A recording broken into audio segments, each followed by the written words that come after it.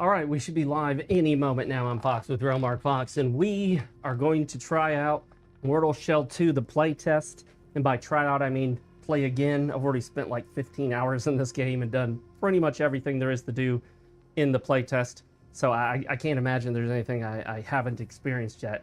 I would like to get the final of the 9 playtest achievements, which is defeating the first boss without dying. You're actually intended to die to this boss, but if you can defeat this boss without dying, you get an achievement. I don't normally care about achievements, but why not? Why not try an achievement? All right, let's put out a notification on X so everyone knows we're good to go. And then we'll run Discord and put our notification on there too. The foundling rose to the sky and became a beacon.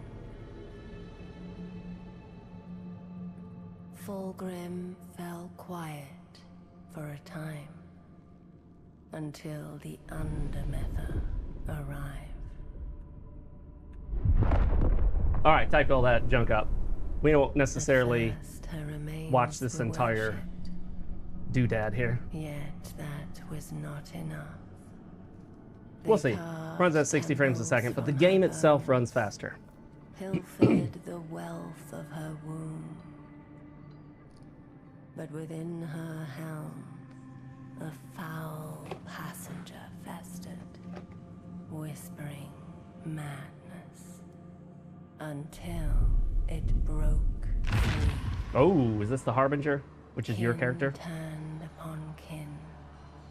The temples were ravaged, her eggs lost. They took her eggs. That's no good, taking people's eggs. Feared all her ova were Also, let me know if the volume's good. Game volume versus me volume. We want everything to be rock solid, guys. Only way I know is if you let me know.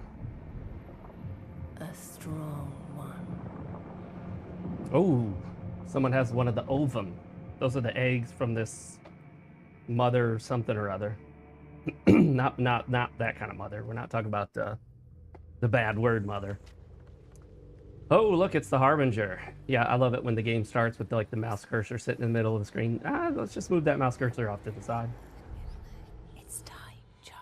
We're going to be playing this one with the Razer Wolverine V3 Pro wireless controller. An excellent, high-quality $200 controller. You can macro it. You can customize it. Well, not officially macro, sorry. You can customize it. It has 4 back buttons and 2 extra top buttons. And it's very clicky. I love it. Mechanical. You hatched here, but you belong somewhere else. Arise, Harbinger. Ooh, we're the Harbinger. But we already knew that. I'm going to test the chat out. See how the latency in the chat is. All right, there we go. Looks good. This is the Harbinger. You look pretty much the same way you did in the last game in Mortal Shell. But I can tell you right now, Mortal Shell was good. It wasn't amazing. It was good. It's worth playing, in my opinion. It's not without its faults. It's very limited in terms of the experience. By the way, this is an awesome thing that they did here. They left some troll weed here. Not like super valuable, but teaching you that just because there's a way forward in front of you doesn't mean you shouldn't turn around and look behind you. That's a valuable lesson that we were taught with the original Metroid on the Nintendo, the NES, the original NES.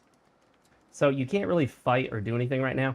Probably the strangest thing about this game to me is actually if you pull back on the analog stick, you just walk backward instead of turning around.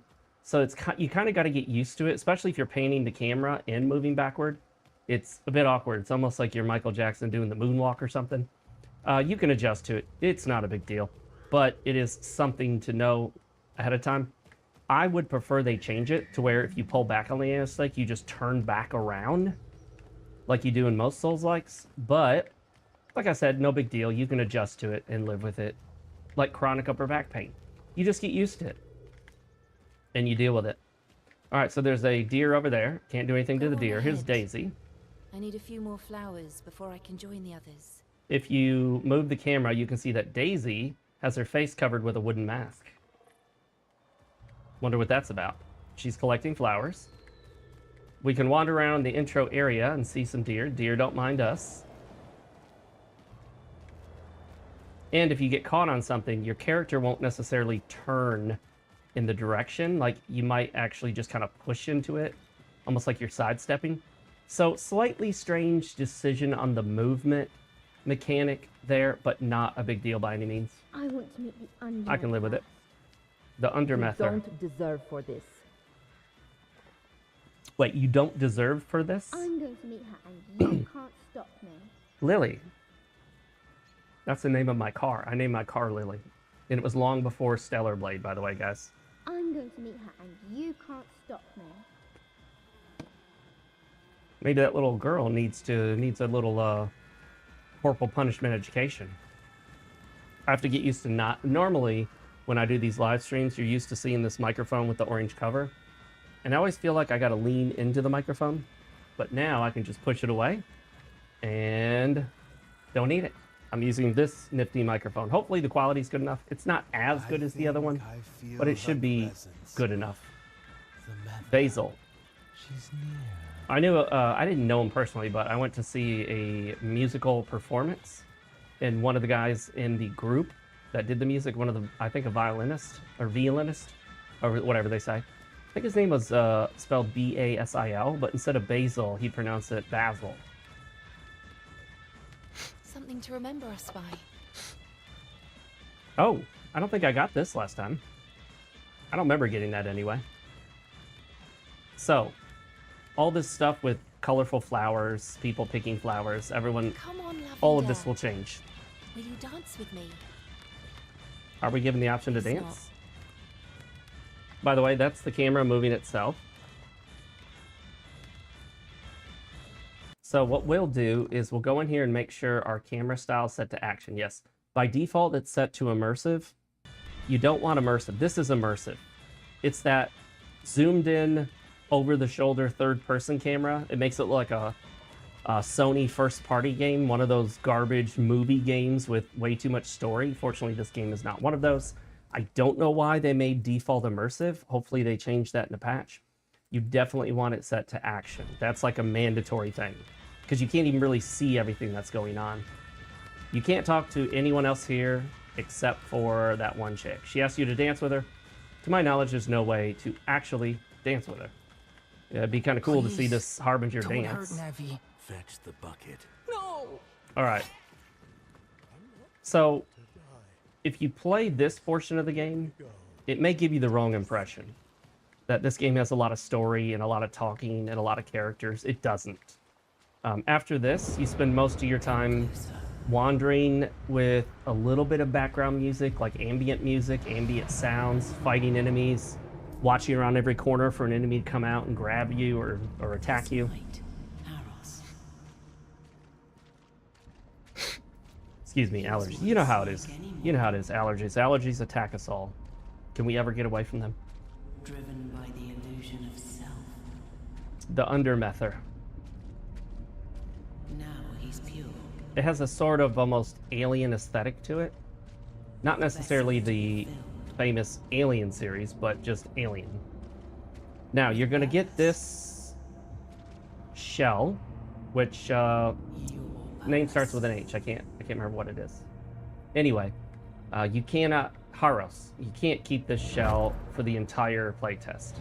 You end up losing it, and then you have to get a different shell. You're more than a weapon, child. But the good news is you get multiple shells in the full game, and each shell gives you a different balance of health, your sort of magic power or your utility power, which is also used for shooting your gun, and yes, there's a kind of gun.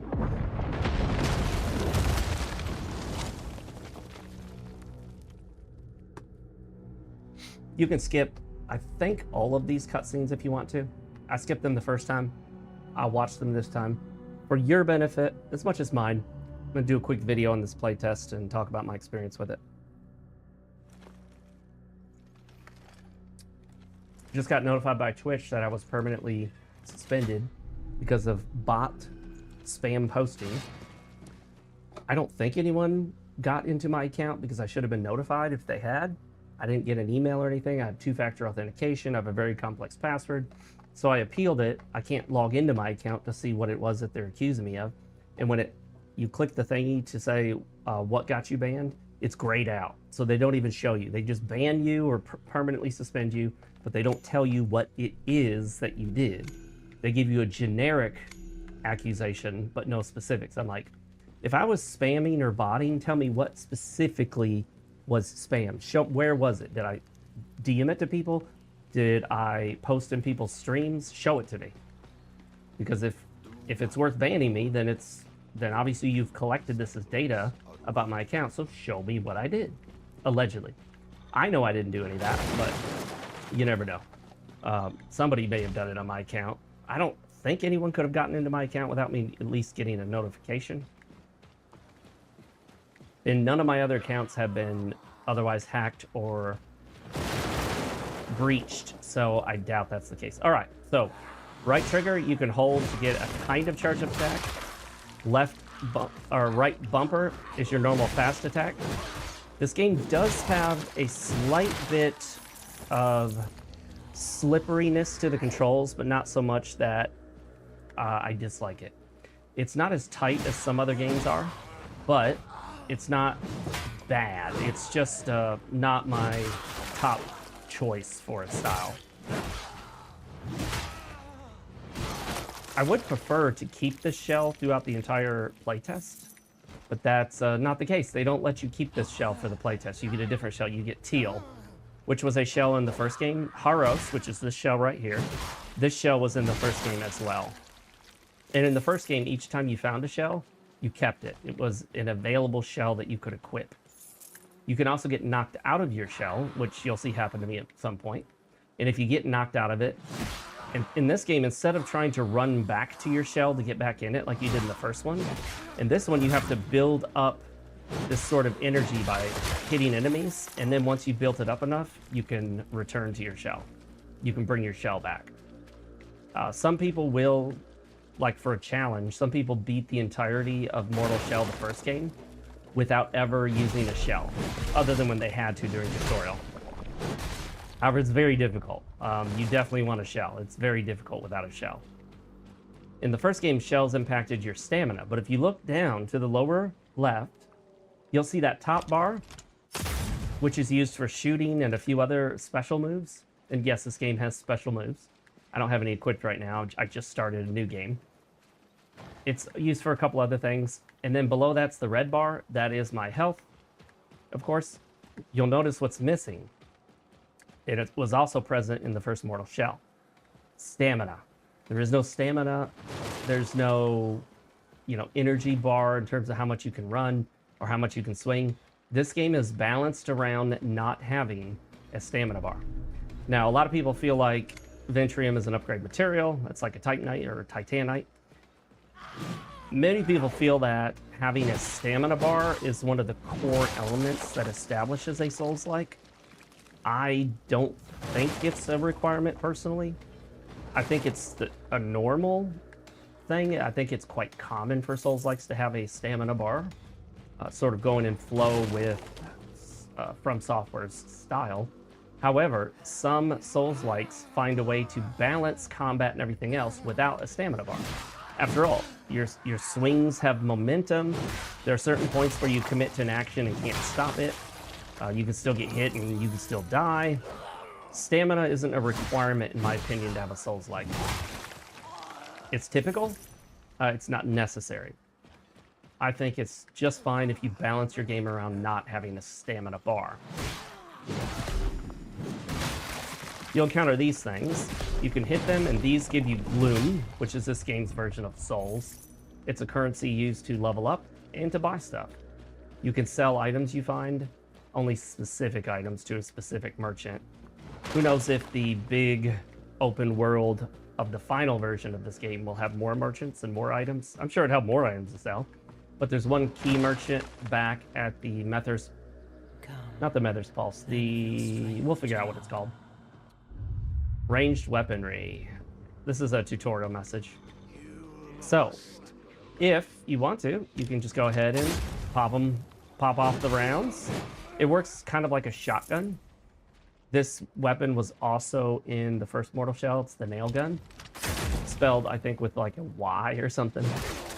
And if you look at that orange bar above my health bar down there, every time I hit an enemy, I get some more of that energy bar back. Oh, shit. Oh, shoot. Whew. You restore that energy by hitting enemies or by picking up the energy as a resource, which you can get from some sort of like these weird tentacles that stick out of the ground. You can upgrade your Mether's Pulse, which is what you use to heal. It's basically like an Estus Flask. You can upgrade how many heals you have and how much each heal heals you. The upgrades are available even in the playtest here. The playtest is a pretty good chunk of game area, but you will on occasion hit a spot where you have to stop because it will say end of playtest area. And that makes sense. The playtest is not the entire game.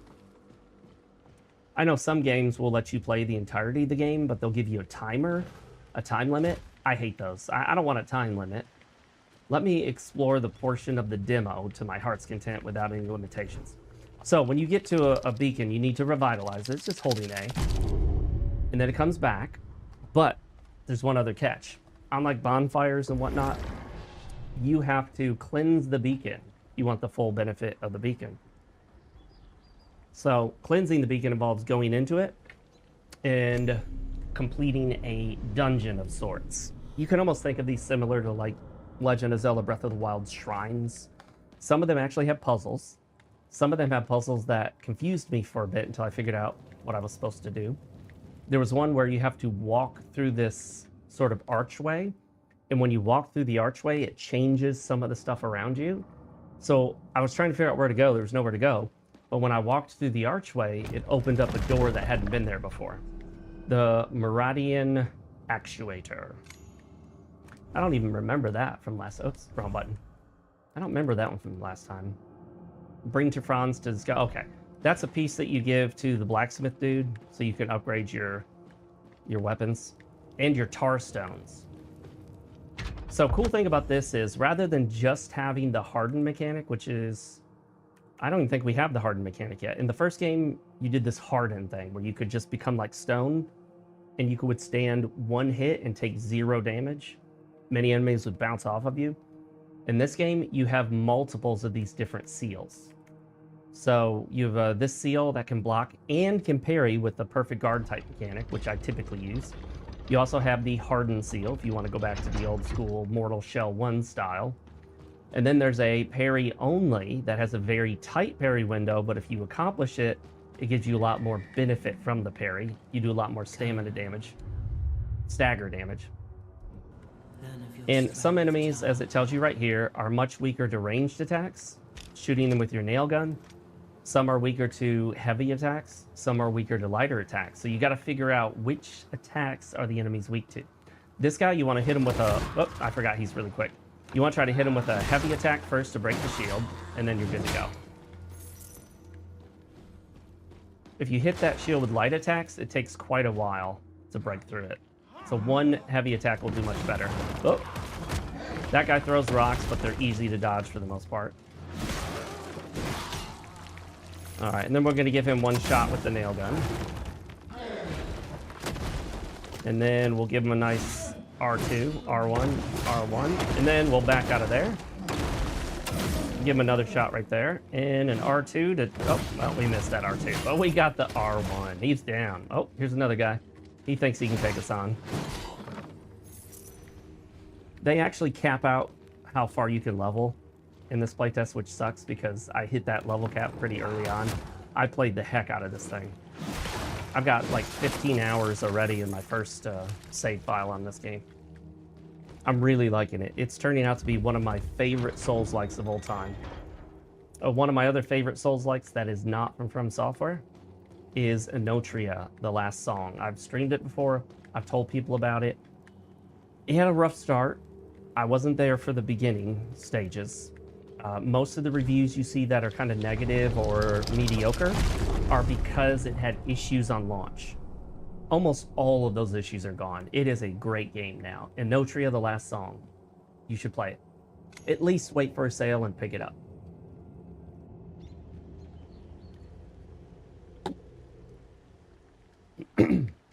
Okay, so we cleanse that beacon. So now, you can't do everything at the beacon yet because we haven't unlocked it all. But you can go back into it if you want. It actually restocks the enemies. Here you restock your Mether's Pulse, which is your Estus Flask, your healing item. You can also teleport back to the home base area. I can't remember the name of it. And, oh, that guy almost got us. There was that guy around the corner. I actually remembered him there. But if you run, you can actually dodge his ambush.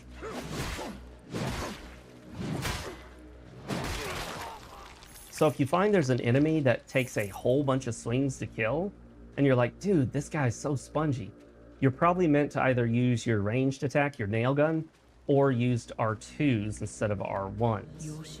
So some enemies are particularly weak to light attacks, some are particularly weak to heavy attacks, some are particularly weak to the nail gun.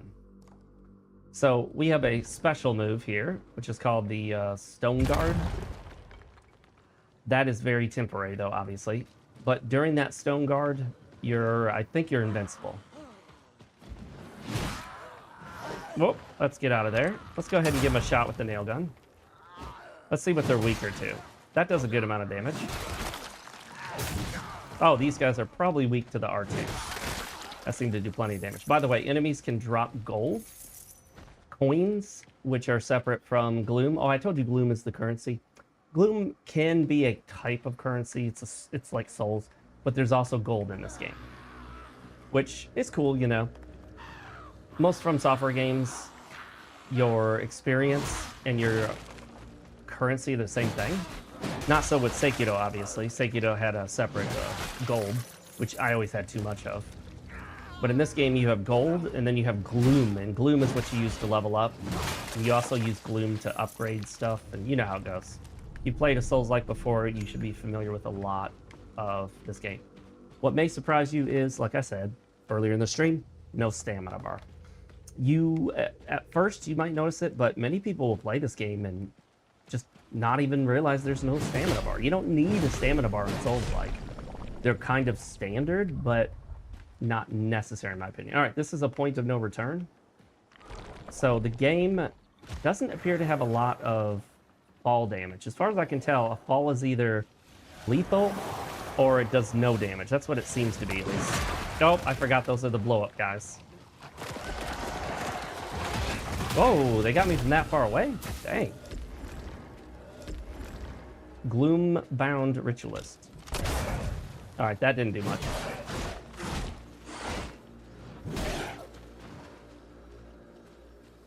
All right, is he gonna call more of those dudes? Oh yeah, those guys are trouble. They have a wide explosion range. Much wider than you think. I prefer to just run from them and get a good distance. Oh, missed. Will he hurt that guy? No, he won't hurt the boss.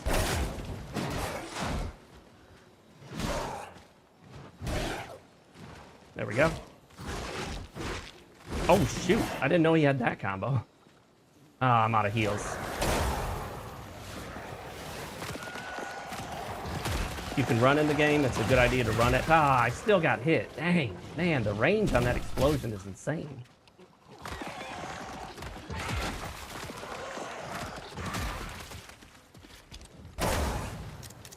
Oh, I'm out. I'm out.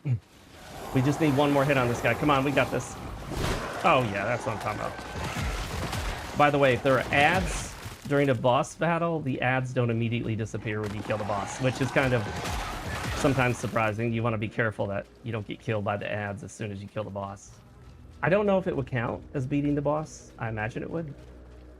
And I could, of course, use my shell ability, which I'm out of because I need more energy. By the way, you can actually, I'm pretty sure you can skip that boss. I think you can just run right on by him if you want to. Oh, had some gold hidden in those. And yes, there are hidden items, treasure chests. There are things that you unlock through these sort of light puzzles and puzzle mechanics. I desperately need some more health. I wasted it all on the boss. Alrighty. Well, we could definitely die in here if we're not careful. We'll bait this guy out. Oh, he comes with a friend. But that's okay. We'll just bait him out. Oh, I missed. Oh, rock. There we go. All right, and then this guy, give him an old nail gun to the chest. Woo! Fortunately, the rocks don't have a wide AoE on them. The area of effect that the rocks actually do damage is pretty small as far as I can tell. Give him another shot here. Oh, shoot. I'm glad I dodged that. I would have been dead. 3. Okay. Woo.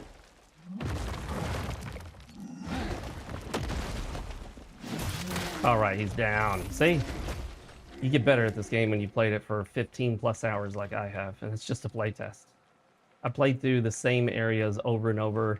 That's when you know a game is really good, is when you log in just to play with no particular goal. You're not necessarily beating a level, finding some treasure. You just play because it's fun to play. For a joust. Oh, here we go. I cheesed that because, like I said, guys, I'm super low on health. I could die in one hit. A laterite, awesome. Use that for upgrading weapons.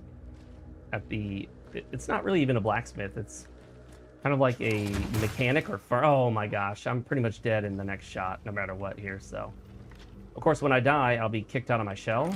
But we'll have a chance to keep. We may have a chance to keep going. I think we do. All right, I think something else is going to try to shoot me, isn't it? Yes, this guy.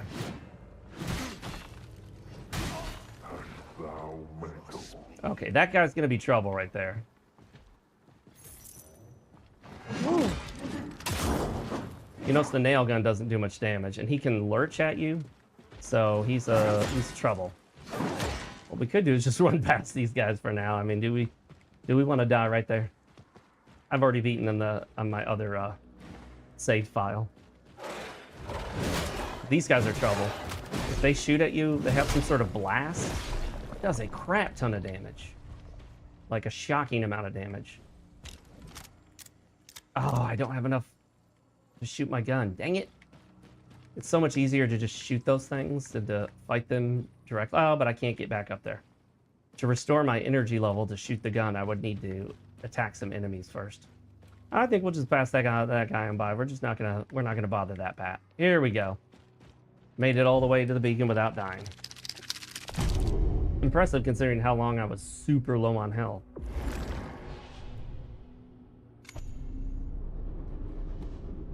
We're gonna cleanse this beacon. So the beacons are like bonfires, except to get the full effect of the beacon and be able to do everything at it, you want to cleanse the beacon, which is going inside of it. The path to the elevator always looks identical, but once you get on the elevator, each beacon has a different layout.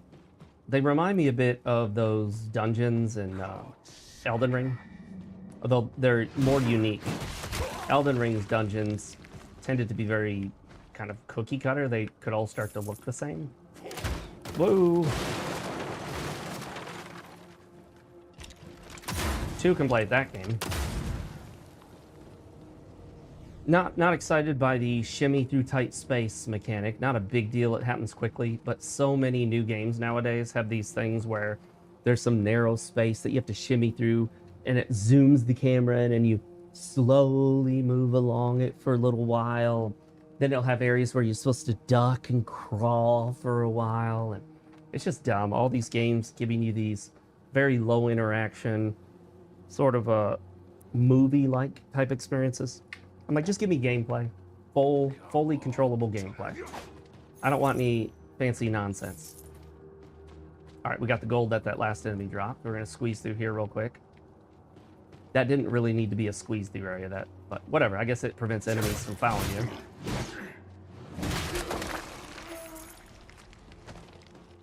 The gloom you collect automatically. The gold you have to actually press A to collect it.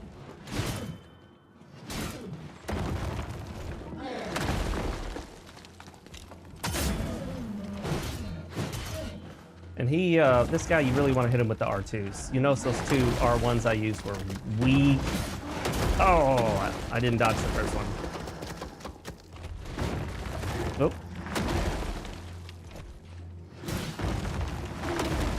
Two, three. Dang it! I got stuck on that little bit of brick right there. Let's do this correctly now. There we go. Oh, his arm fell off. Nice. Okay, that is it. Let's double check that there's... Oh, look at that. Now, you could have just left since you cleansed the beacon, but walking around to the backside revealed an upgrade material. So this game very quickly teaches you that if you check all the nooks and crannies, if you go in different directions, if you look around corners, you will often be rewarded. Not always, but often. You get more options at the beacons as time goes on. You can upgrade your healing item, which is your Mether's Pulse. You can change some of your equipment, which is useless right now because you've got all the same equipment, so. This is teaching you how to block, also how to parry, and how to riposte. This game has a parry style mechanic where you need to wear down an enemy's stamina or poise gauge, so you don't always get a riposte immediately after every parry. Weaker enemies, yes. Oh shoot, I forgot that follow-up again. Whoa, hit the wrong button. Let's try that again. There we go. There we go. There we go. Took 3 parries, and then you get like a cool animation afterwards, and it's not too long. Notice how quick the animation was. Got it. Ah, I missed that one. Ah. Let me heal up here. Got it. Animations are brutal, but they're quick. I like animations, death animations, kill animations to be quick. The only time I feel they can be drawn out a bit is if you're killing a majorly tough monster, a mini boss, or a boss. If you just kill the tough boss, reward the player with a nice, I don't know, 10, 15 second kill animation. I don't like the God of War style where, you know, if the kill animation lasts like a minute and a half or something ridiculous, but give them just a short kill animation. But for killing regular enemies, I want those special attack animations to be very, very short. Make them short and snappy so that the action keeps flowing. This is Rook, the skeleton crow, the Skell Crow. Get it? Skell Crow, not. Something's wrong. Never mind. I can't explain it, but I feel as if there's something that I should remember. Something dangerous. Or perhaps I'm just mad. So if you played the first Mortal Shell, you'll remember one of the key characters that helped give you additional powers and whatnot, gave you your first seal, was this sort of bird-like creature called the Prisoner. And he had this metal sort of prison helmet over him. He was chained up. And you never quite fully understood who he was. This game is like a lot of From Software's work. It's not fully explained.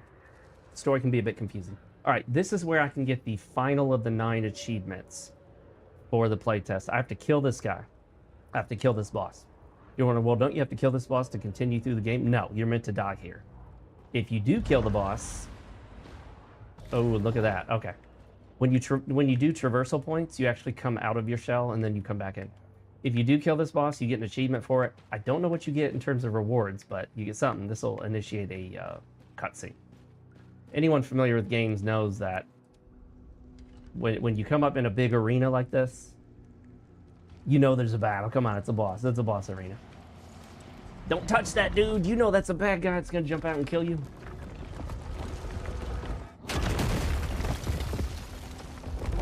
Dude, I told you. You're as dumb as that dude in that one Alien movie, Prometheus. He's like, oh, look at these little creatures here. Let me touch one. And then it wraps around his arm, breaks his arm, and goes into his suit. And yeah, don't touch the alien creatures. Moral of the story. Don't touch the alien creatures. Unfortunately, cutscenes are locked to 60. At least it's not 30. You have to dodge that one. When you see the red icon, that means have to dodge it. Oh, I'm out of heals. Dang it. That flashing red. Oh, shoot.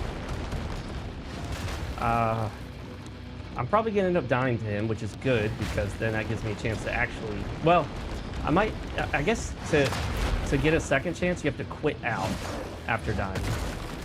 But I have a feeling... Do I want to quit out of the game live on stream? Woo!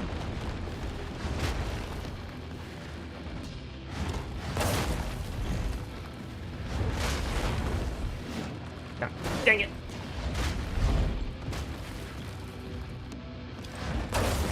Whoa!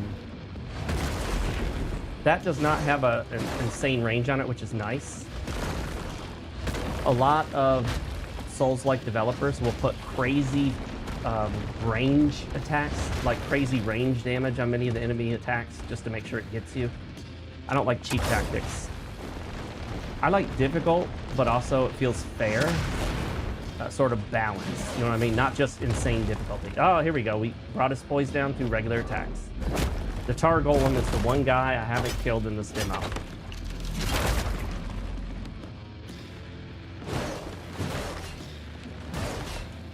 And then, of course, sometimes when they get up from being downed, they'll do a special attack or a range or an AoE effect attack. So you always got to be careful. Sometimes you get the free damage in. Other times, oh shoot. Oh, I dodged through. Oh no, the fire's gonna... Is the fire gonna kill me because I'm so low on health? Ah, I tried doing his special attack, but I was out of energy and I couldn't... Well, maybe. Oh, how come I couldn't do the special attack? I was out of energy? Alright. Sorry, guys. I had to Alt F4 because I want another shot at that. I'm trying to get this achievement. If you let that cutscene play out, you just go to the main area of the rest of the playtest and you can't challenge that boss again. However, supposedly if you bail out of the game, if you force close it with an Alt F4, you can go back in and try again. Whoops. Well, hopefully, yeah, continue should be the second save, right? All right, we need to get to this boss with... Oh, that actually helped out. Now I've got all 3 heals. Last time I only had 1. So quitting out actually helped.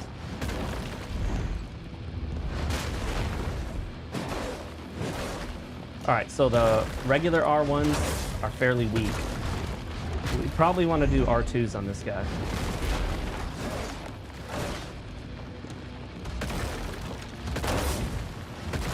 The ranged attack doesn't do much either, the nail gun.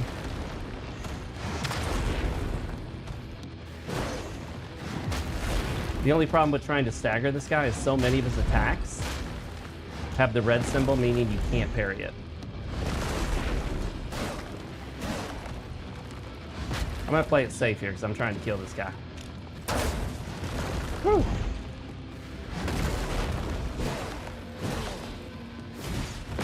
There we go. We got it. Hey, Meggie, welcome, man. This is Mortal Shell 2, the playtest. This is my second playthrough of the game so far.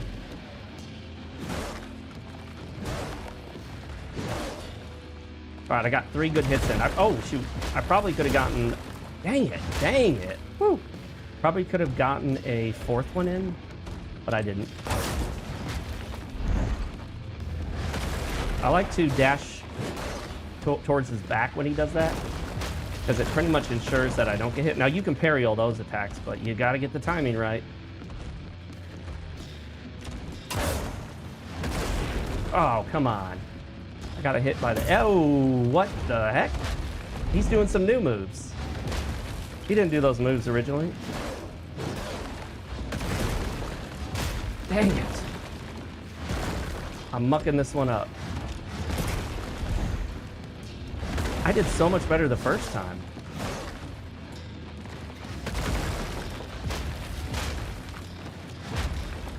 He is really moving towards me there. Oh my gosh. I didn't... Why does he seem to have so much more range this time? It wasn't that hard the first time. Just finished Beyond an Evil 20th Anniversary Edition. You know, I hear so much about that game, how good it is.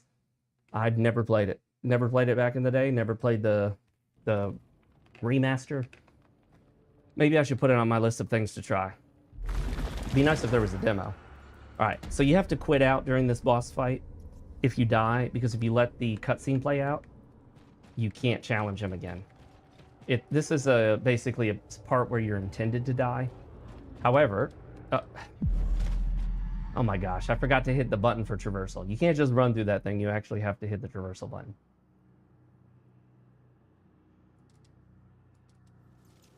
Cheap death. Cheap death. Gloom retrieved. Oh yeah, it automatically gives you your gloom back.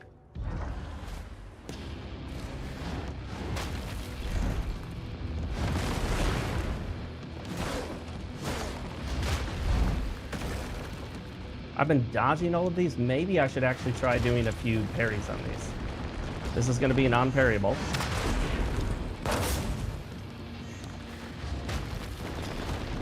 Oh, come on. The very tail edge got me. That's cheap.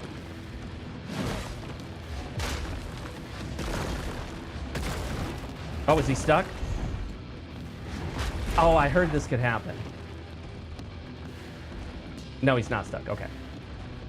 Somebody said originally he used to be able to get stuck there, and you could cheese the fight that way. Although he could still kill you, you just got to be careful.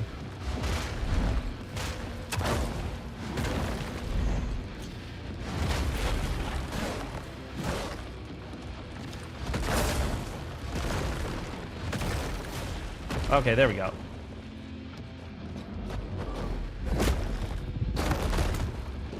Stab him, stab him. Get him more time. Keep going, keep going. Don't stop, don't stop, don't stop, dude. Keep going.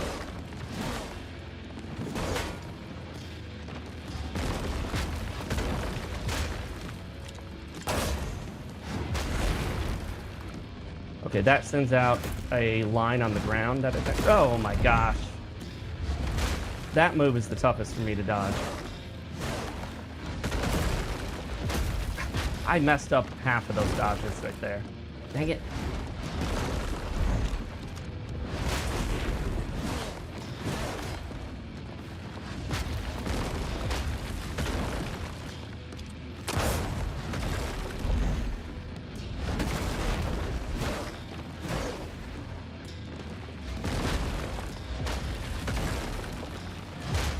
Oh, I can't believe that didn't get me.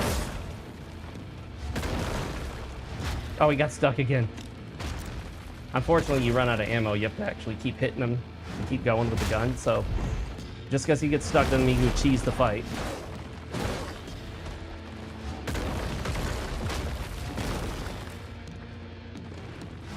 Ooh. Oh no, am I gonna die again? No! Wow! I screwed that up. I screwed it up. Ah, gosh, dang it. Oh. All right, we'll try it again. That's the second Alt F4, I think. Second or third. I don't remember which one.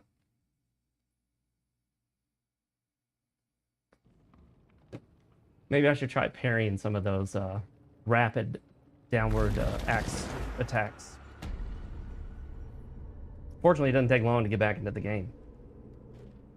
Maggie, you think I'd like Beyond Good and Evil? I remember that was that on the original Xbox or was that 360? Oh, I didn't dodge that one properly. Dang it. That one's an easy one to dodge and I screwed it up.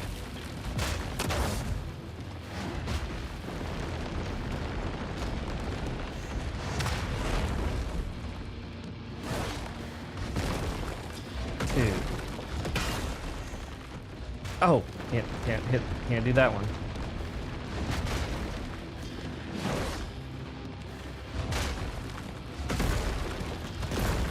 I messed up both of those parries.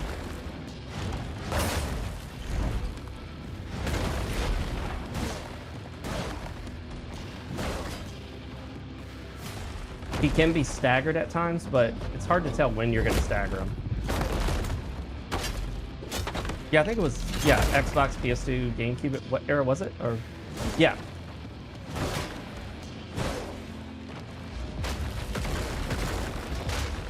Now it'd be good to parry all those. That could really stack up some stagger damage. Oh, you got me right there.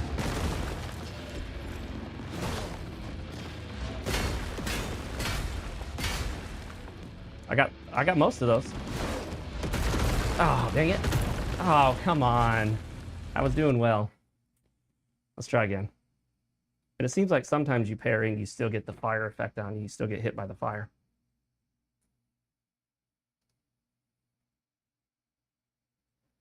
Oh, they make it a sequel to Beyond Good and Evil? I didn't know that.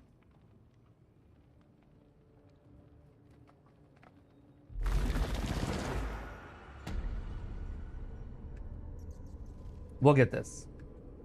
This is attempt number four, I believe. 4? I think it's 4. I don't have a counter on the screen. I should, but I don't.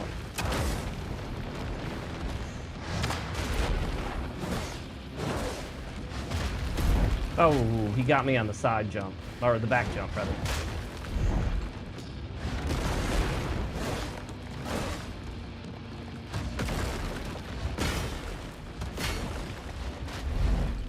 Oh.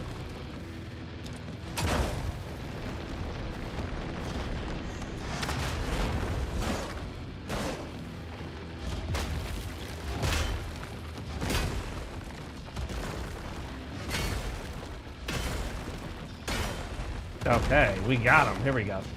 And I think you can get a few hits in before you do the riposte, but I'm playing it safe for now. Oh my goodness, we got him again! Unfortunately, this doesn't do quite as much damage as I wish it would, but whatever.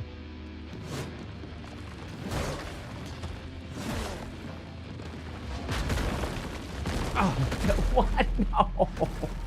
Why? I ran off the edge.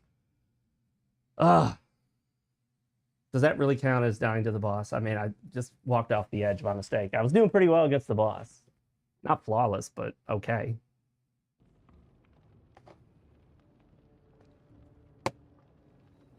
Let's try this again. Okay, this is the hardest achievement in the playtest. Especially if you're not like a pro level gamer, like, you know, I'm not a pro level gamer. I've beaten pretty much all the popular Souls-likes. I don't think there's any popular Souls-like I haven't beaten, honestly. Got that dodge. Oh, I forget that shoots out a line of fire.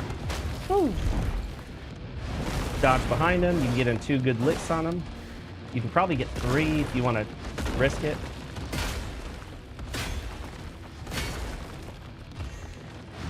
Oh, that's the line. I forgot about it again.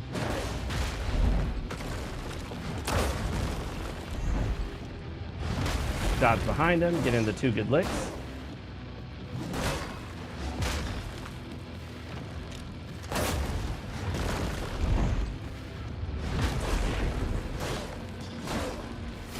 There we go.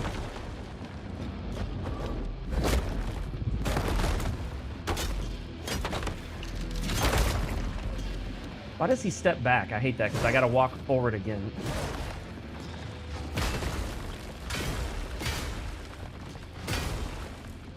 I think I got all of those. No, I missed those.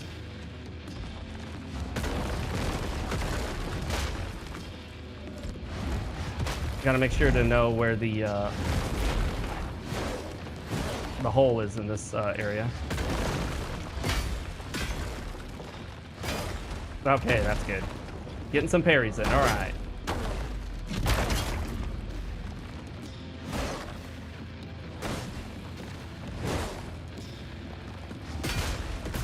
Oh, missed that second one. Ah, oh, come on. I thought I'd walked out of range of that. Oh, my gosh. I forgot about how he shoots at you. Oh, I missed that opportunity right there.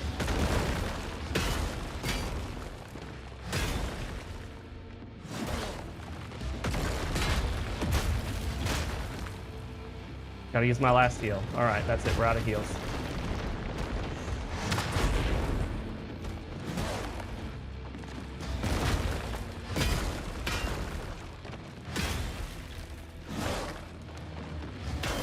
Oh, there we go. I think that's it. I think that's it. I think we got it, guys. I think we got it. Here we go. Here we go. Bam! And he's beaten. We got the achievement, guys. And of course, he cheats and does a insta-kill because he's a sore loser, because he sucks.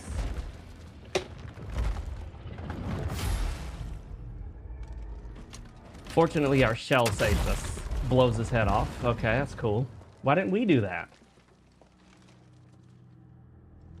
Do we actually believe Beyond Good and Evil 2 is actually going to come out? Oh, that's our shell. We needed that. We're so much weaker in our Harbinger state. We needed that shell. They took each other out. The shell killed him. He killed the shell. All's fair in love and war. So now you get the hardened seal from this guy.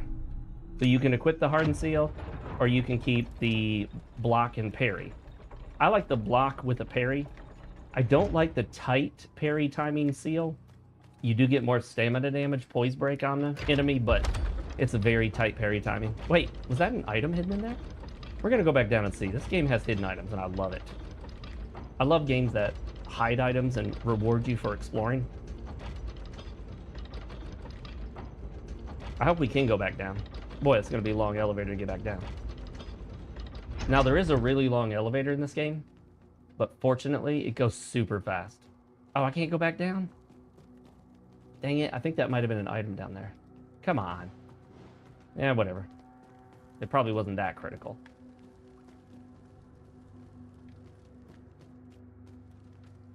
What do we got here? Just some lore. I think the lore in this game is actually kind of interesting. The whole world they built is very interesting. It's gruesome, it's grotesque, it's fascinating, dark.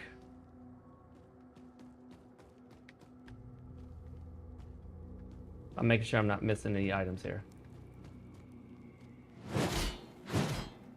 I don't think there are like secret illusory walls in the normal game world. They are in some of the dungeons. Can I go in there? No. Let's see what's over here. Another message. A tattered note. But I think we can go this way, get an item, and then jump back around. Wait. What? We just went all the way back for nothing? Okay, whatever. Fortunately, this doesn't have a stamina mechanic, so you can just run as much as you want. Why would they even put that there? Is there some secret that... You can't jump in the game. Whatevs. Just keep on rolling. Now, this is where the game starts to get a little more cinematic. It goes that sort of cinematic angle, and... whatever, it's for a brief period. It's not that big a deal.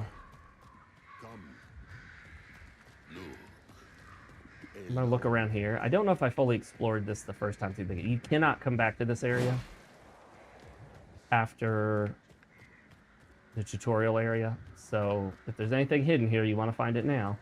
What would happen if I jump down there? Probably death, I'm assuming. So we'll pass on the jumping for now, and we'll talk to Rook. Hello? This is what you were hatched for. The ovum. We're going to cleanse the corruption. Just like we're cleansing the corruption of DEI and wokeness out of video games. We are cleansing it. The goal is to get rid of all of it, 100%.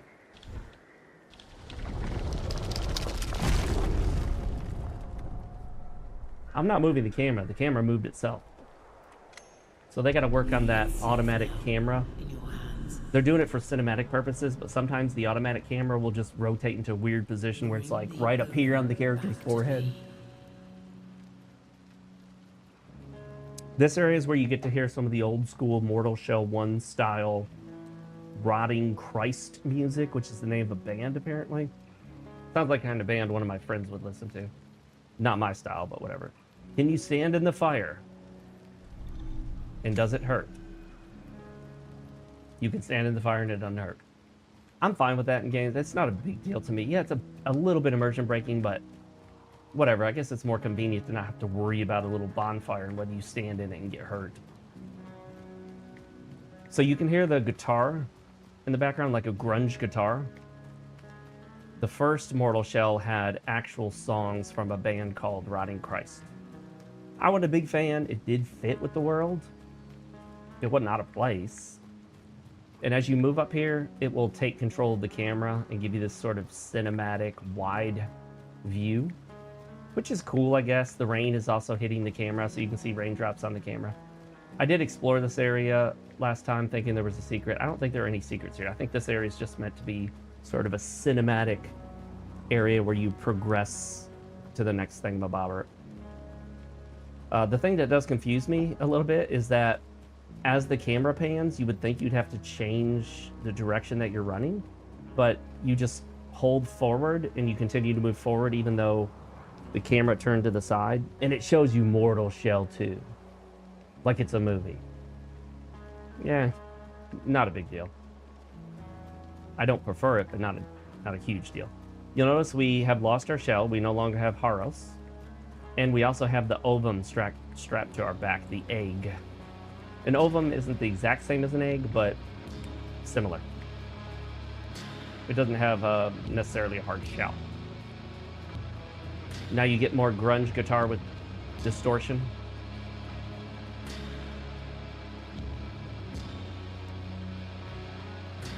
I'm pretty sure you cannot fall off that. There are some invisible walls protecting you. You're not meant to die here. This is just meant to be an experience. You're traveling to deliver the egg, and the place you go to deliver the egg becomes your home base. It becomes your nexus from Demon Souls, your Firelink Shrine from Dark Souls, your Majula from Dark Souls 2, your Firelink Shrine from Dark Souls 3, I think it was called Firelink Shrine in Dark Souls 3, your Hunter's Dream from Bloodborne. Now originally, I'm pretty sure you couldn't kill these guys in the, whatchamacallit in here? The Morrow Keep. You couldn't kill anyone in the Morrow Keep, I'm pretty sure, originally, but I think they did an update where you can kill some of the non-hostile characters who look human, but I'm not 100% sure.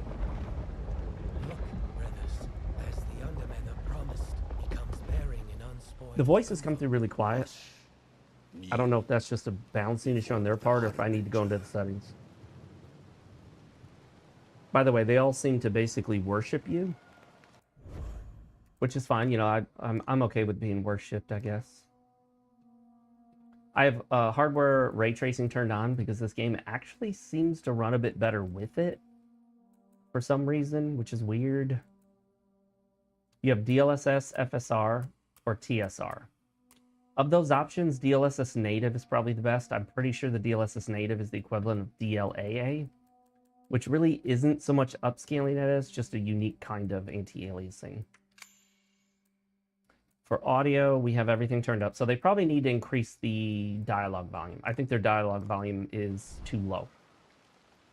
A solution you could use is to turn all the other volume categories down to like 80, and then just turn your system volume up, and then the dialogue stays at 100, and it'll get a better balance, but that shouldn't be necessary, obviously. Ah, here's Jiren. Ziren or Jiren? Let's see if she says her name. She's got a nice rack right there, yeah. Low cut blast. Is gone, but not forgotten. There are others like him, yearning for your bond. Are you yearning for a bond with her? Okay, so this shows you where you're supposed to go to get your next shell. You're trying to get teal. So this is a shell. This, I think, is Haros, where Haros would be. This is a shell. You can see kind of the ghostly image of them. This one looks like it's interactable. Locate shell. Yeah, that's teal. That's another shell. That's a shell. That's a shell. And that's a shell. So you have 1, 2, 3, 4, 5, 6, 7. 2, 3, 4, 5, 6, 7. So I'm thinking this is either a special one that you can't see yet, or you get Haros back to make a total of 8. I am Zarel, the Shell Keeper. Zarel. She Though pronounces I it have Zarel. none to speak of. Yeah, so their faces don't move when they talk. However, a lot of people have forgotten that in the original Demon Souls and then in Dark Souls, and I think maybe Dark Souls 2, there was no facial animation for dialogue. They didn't animate the faces. And back when those games came out, it wasn't as big a deal. Nowadays, we expect all games to have facial animation and lip syncing. I don't care.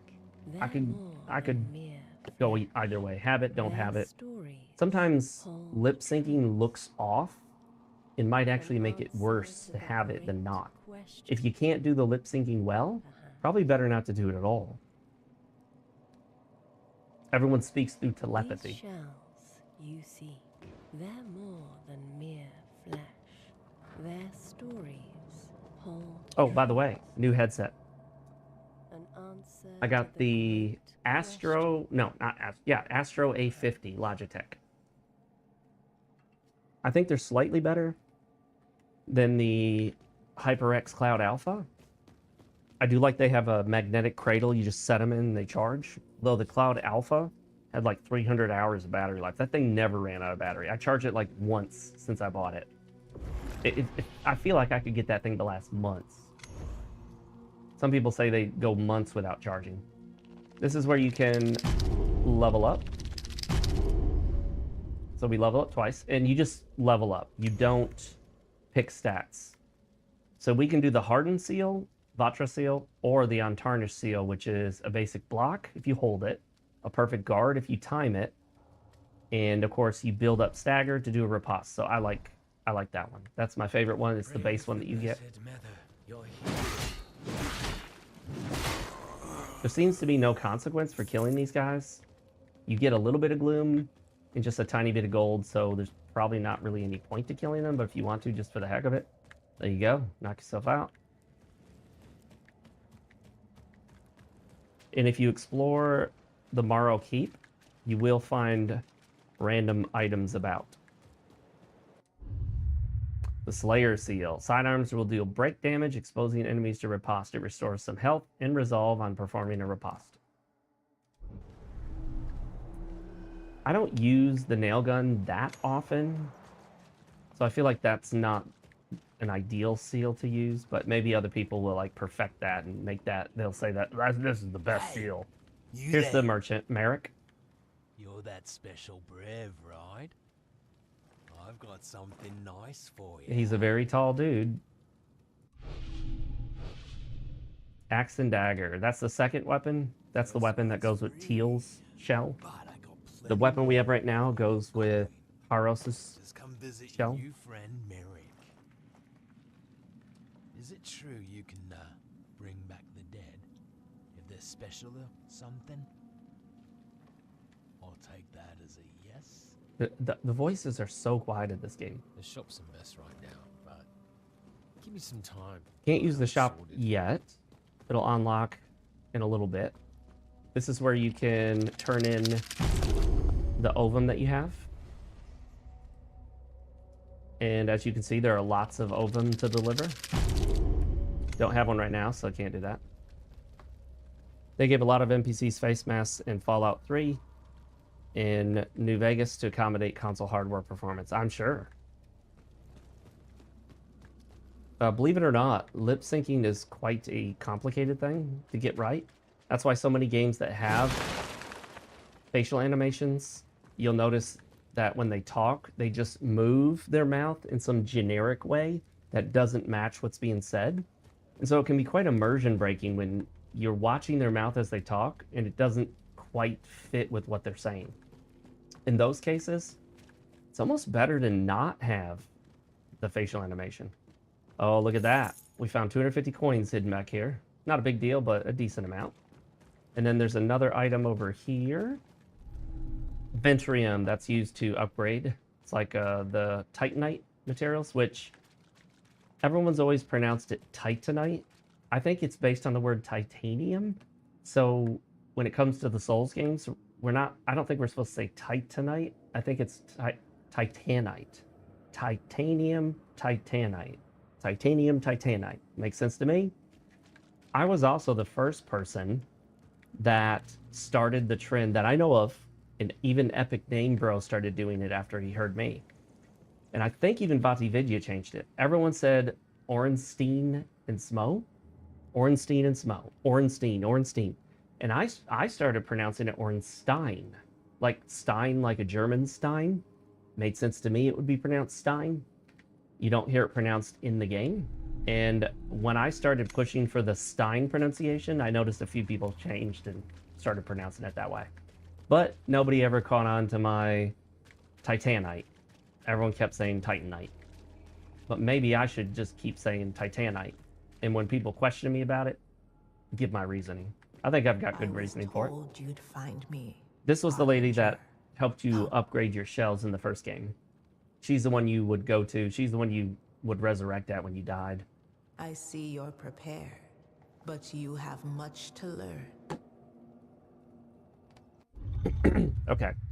This is teaching you about the guard, perfect guard, break, and riposte, which you've already been doing, but you can practice with her. Oop, missed that one.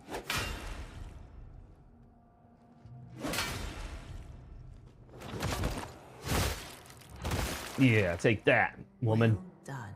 You get a reward for Perhaps this. I you can't are remember what the it is. Oh, you harbinger. get the special riposte seal. Infinite seal. We'll hit the inspect button.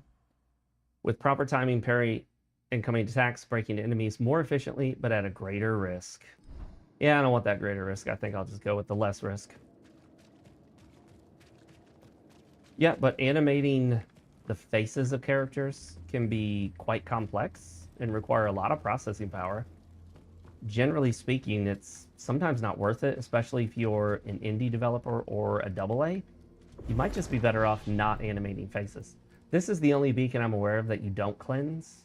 You don't have to go into it to cleanse it.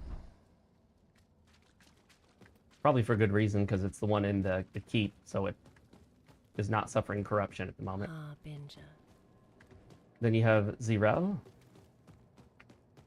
This is where we came, so we're going to go the other way.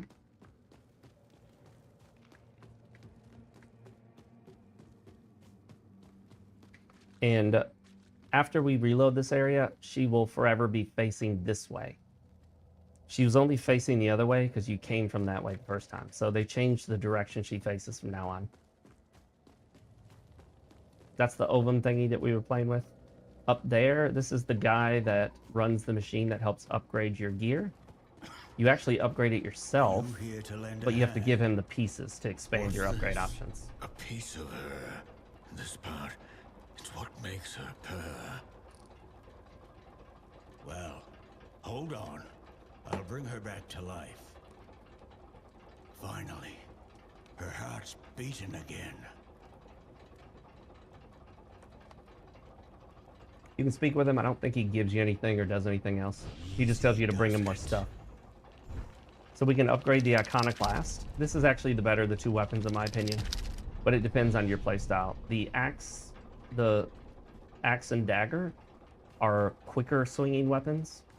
You can combo attacks together a lot faster, but I like this sword. It seems to do a little more damage and kind of meets me where I'm at. That's the Merrick dude, who is your shopkeep. Find the unblemished ova. Ova is plural, ovum is singular. Now this is the long elevator that I told you. Watch how fast this elevator goes. This game doesn't waste your time. You ready for this? Here we go.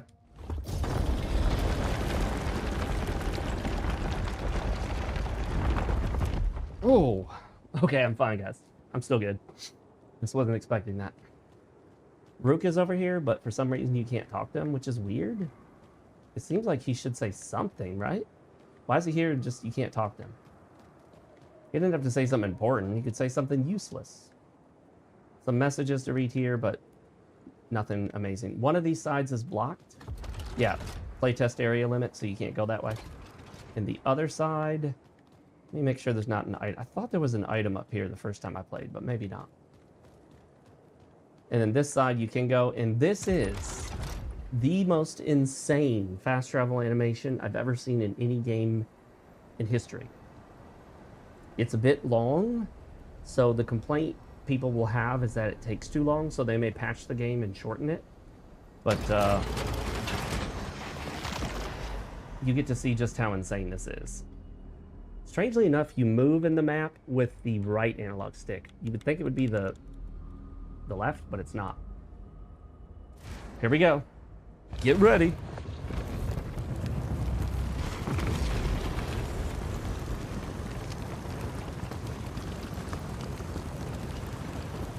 Can you skip it, I wonder? I don't think you can skip it. It's not a cutscene either. It actually shows the world as you get closer. And you land and explode like a meteor.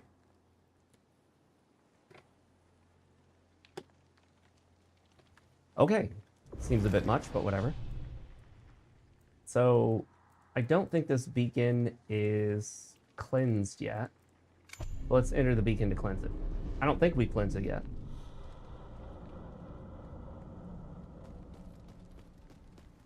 We're operating without a shell at the moment. We got a glimpse. And that's it. So no, you don't have to cleanse it, but you do get a glimpse, which is useful for expanding your shell's abilities, and I think something else as well. The glimpse works like a kind of experience point currency. You can break pots. You can break barrels. Sometimes they have things in them. Not everything is breakable. Get some gold there. Here's a broken bridge. I don't recommend jumping off of it. I'm pretty sure we'll just die. This thing, I thought at first was interactable, but it's not. So there's kind of two paths here. There are two paths. So you can go that way, or you can go this way. It obviously wants you to go down there. But if you come up here, you see something a little different. And if you click this, you can begin a trial, which is a difficult fight. And if you win, you get a reward.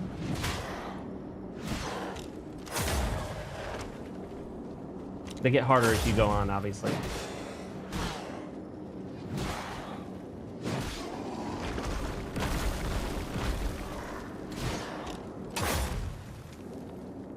The goal is to not die. Okay. The goal here is to not get overwhelmed. Try to take out one at a time, because each one you take out makes it so much easier. If you can, get them all stacked up on each other and you'll hit multiples.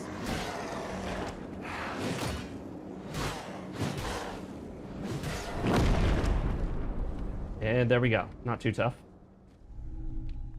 I died my first time there because after I killed the first one or the second one or something, I didn't think that more would come and I got ambushed because I wasn't paying attention. Anything else hidden around here? Oh, perfect spot to hide something here, but there's nothing. World looks amazing. The grass looks good. I like the fog effects and everything. And around here is a dude that asks you for something. I gave it to him in the last game, but I don't remember if he gave me anything in return. This guy has dialogue, but no voice for it. I don't know if that's intentional or what. Or maybe he is speaking with those noises and you somehow understand it even though it doesn't sound like speech. We need to find a welt cap. You'll find plenty of those.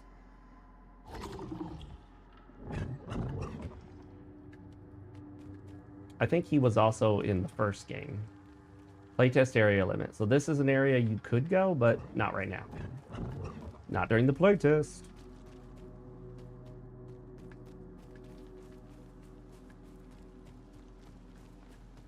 This bridge is broken, and here are the welt caps.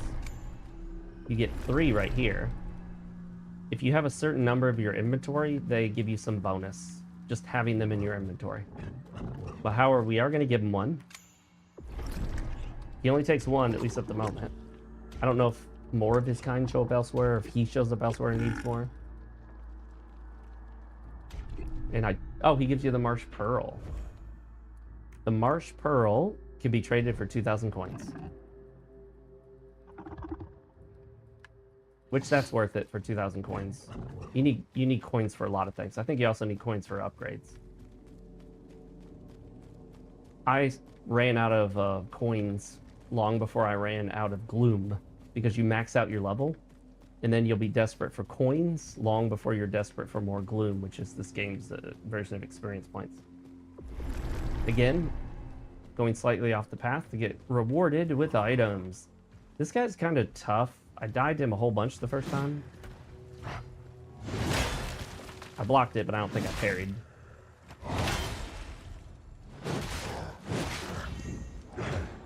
Oh.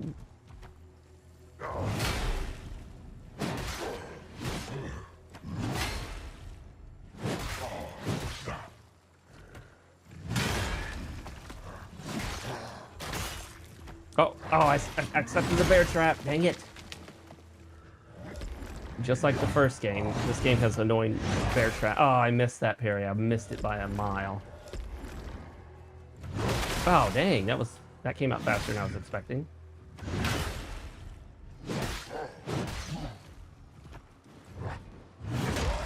Oh, okay. I just backed off the... Oh, I love the way you fall. You're just flailing wildly.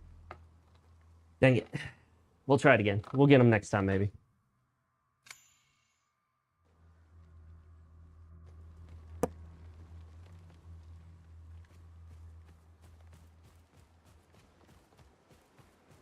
I think this is our gloom. Yep. Golly, I hate those things. I really hate the bear traps in this game. I hate them passionately. I hated them in the first game. They just love to stick them all over the place. To be a pain in the butt. Oh, okay. I didn't know we went flying forward.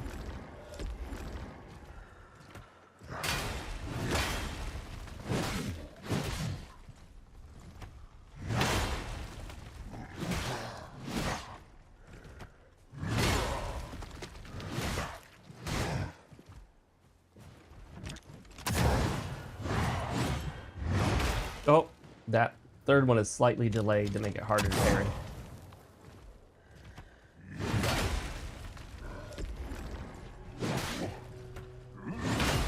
Got him. All right, there we go. Not bad. Doesn't do a ton of damage, but it does enough.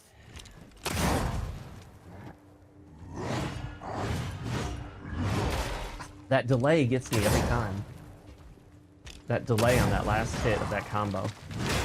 Got that one.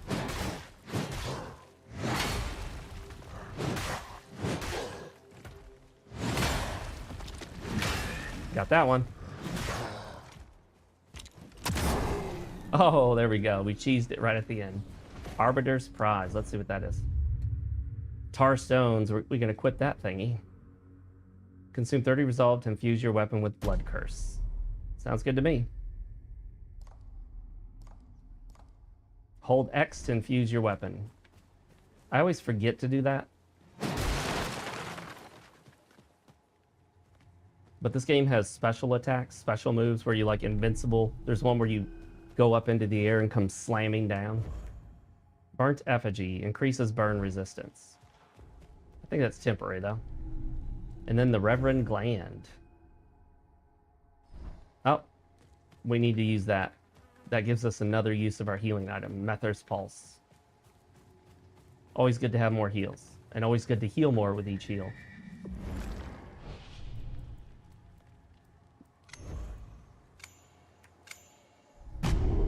There we go. Now we have 4 heals instead of 3. Can we improve efficiency? Nope. We need a Synaptic Vessel. We only have 1 sword. I think you only get the 1 gun. I don't think you get any other firearms in this. We have 4 seals already. There are more than 4, though. I think there are... Maybe all of these become seals. You have several upgrade slots that you can put different tar stones and other things into. When was the last time I played Dark Souls or Dark Souls Remastered? Ooh, maybe a couple months back. I tried it out for a little bit for something. I just played Demon Souls Remastered for a brief moment yesterday. I was just trying something out on the Demon Souls Remake, I meant. I was trying something out on the TV in the living room where I have my PlayStation 5 hooked up, even though I almost never use it. Got him. Since these guys are weak, they only require one parry to riposte. With a very quick and cool riposte. Very short, doesn't waste your time.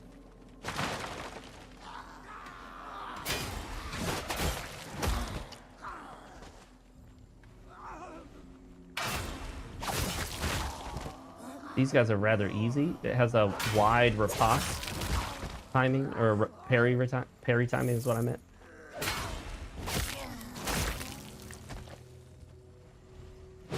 This will give us gloom. Pick up the gold.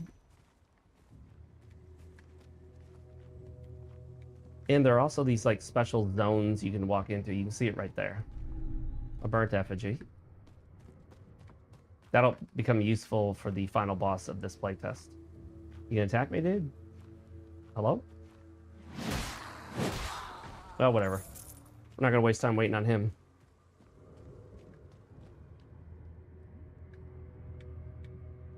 Yeah, you know, replaying Dark Souls is not like the first time. You know, once you played it a bunch, you know so much about it.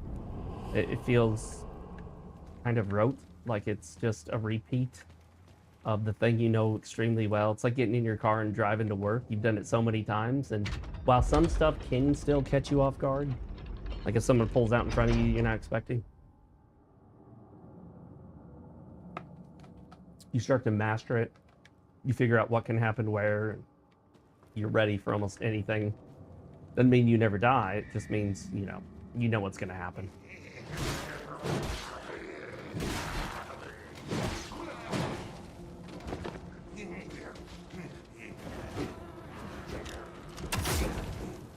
These guys are pretty weak to the gun. This is designed to show you that you need to be careful not to get overwhelmed.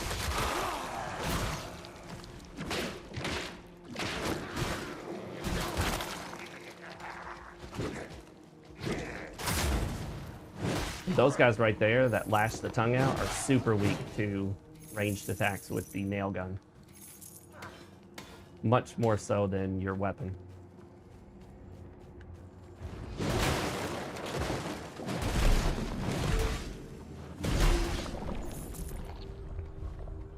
And then you can hit this button here to lift a gate. It's sort of hidden. It took me a while the first time I went through here to figure out where I was supposed to go. And that gives you an upgrade material. So you always want to hit those in game, because just like in just about every Souls, like, upgrade materials are super valuable. Being able to do more damage with every hit. Don't forget to pick up the gold. But you often only get like 2 pieces, 3, 4 with each enemy you kill. So it does take a while to actually save up enough gold that way. Now, if you find gold in special spots, it's usually a lot more, like 200, 300.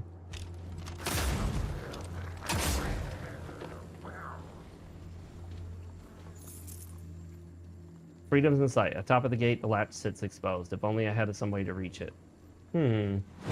Now, this thing will give you energy. Notice my orange bar fill up.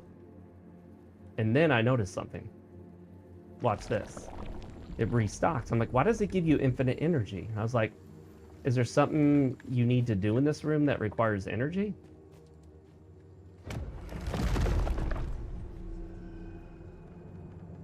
Yeah, the first playthrough Dark Souls is so much fun. Okay, that's something we take to Franz to further upgrade stuff. Oh, we also have a parasitic stone. Gives you leech ability. So we're going to equip that because we have nothing in that equipment slot. So you'll find that there's apparently no way out of here. Like, you're stuck. There's a way out up there, but how do you get up there? So he talked about the latch, top of the gate, the latch sits exposed. If only I had some way to reach it.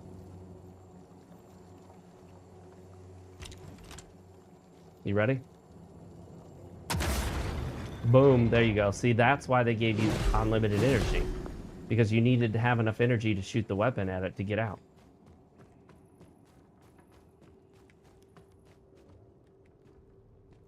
We already did that.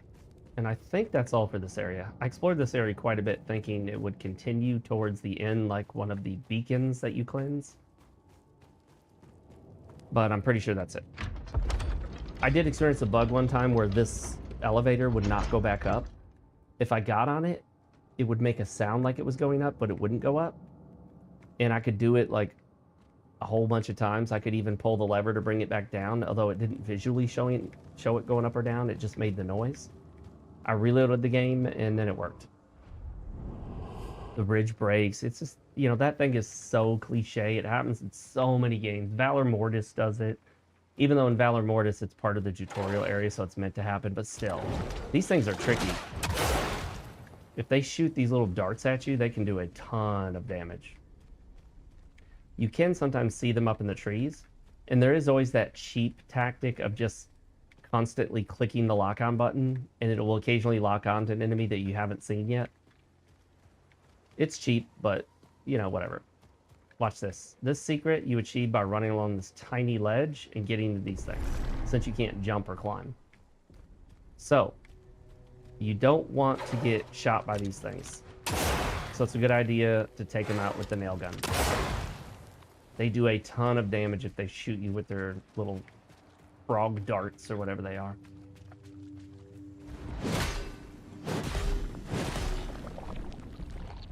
Those things give you a little bit of gloom, and they always return when you reload the area. However, it's very small amount, so it's not like you're going to level off it very quickly. Inhabit unknown shell. Oh, look at that. We have our first, well, our second shell. We lost the first one. The rash. Then you need to play through a small segment of the shell's life. In this case, it's teal, spelled T-H-I-E-L. I believe it's pronounced teal. Locked. He's a thief. That's why he's the one that moves quickly. He also has an ability where when you dodge, you can go into shadow form and become temporarily invincible. And you can expand that using glimpses at Zerel at the Marrow Keep.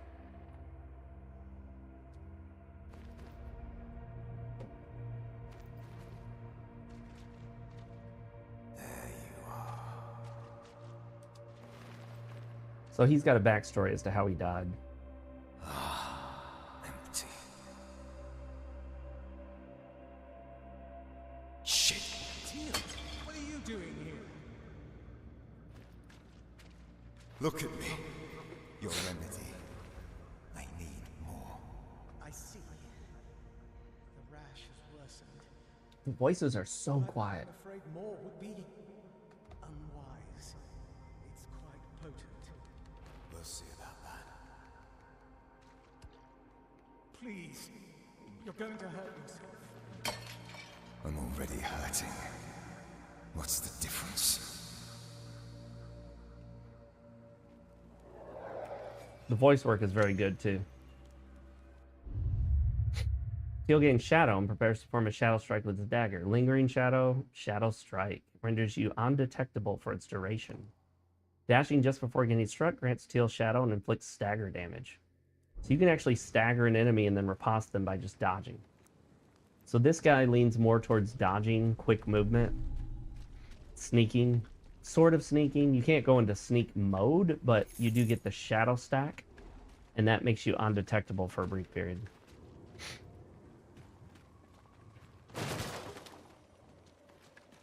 However, this is only one of the game's many shells. There are at least 8 shells in the game. I believe this is, I'm 99% sure this is the only shell in the playtest. I've explored every nook and cranny of this playtest, and this is the only one I've found. Other than Harrows, which is in the tutorial area. But you lose Harrows. You'll want to equip the Shattering Stone simply because there's nothing in its spot right now. You have 4 spots. Melee attacks deal 150% stagger. So now you can do more stagger damage hitting enemies. That's good. Why wouldn't you want to do that? That's always a good thing.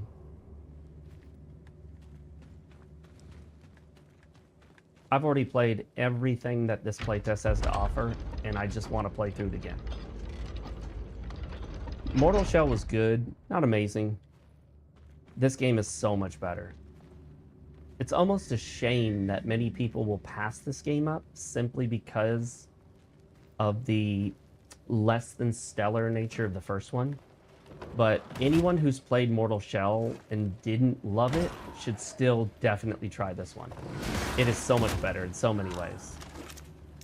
Oh, I can't use that. I didn't have any energy to shoot.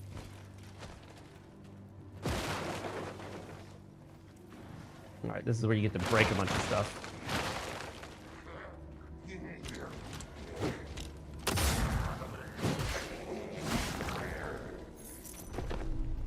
So a lot of enemies might seem easy at first, as long as you get the jump on them. As long as you're hitting them and staggering them, you're fine. But if they start to hit you, they'll do a lot of damage until you can kind of get your bearings. Shoot! Oh, I'm stuck in the corner.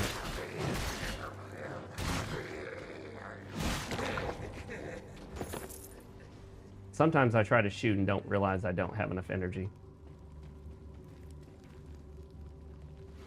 But if you look down in the lower right corner, it will show you how many uses you have of something based on the energy you have. So I can't use my special attack with the Y button. It says 0. But I can get 1 shot out of the nail gun because it says 1 on it. So it's not a guessing game, unfortunately. Here's where we can get all our energy back.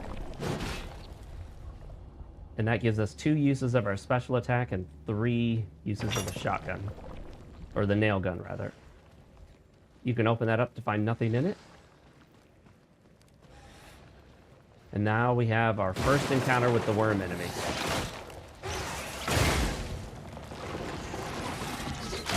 That's a red attack, so you don't want to try to parry it because you can't.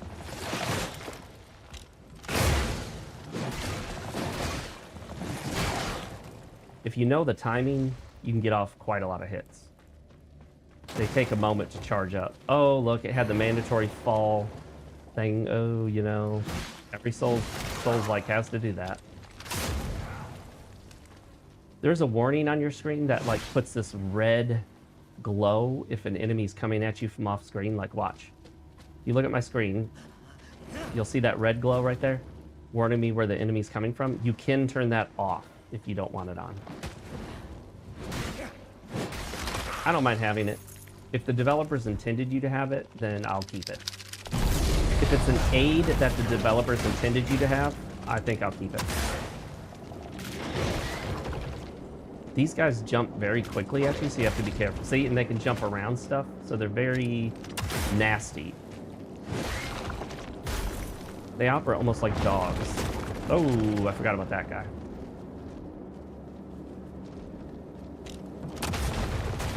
Oh, shoot. I got knocked out of my shell. We have to build up energy to get back in the shell now.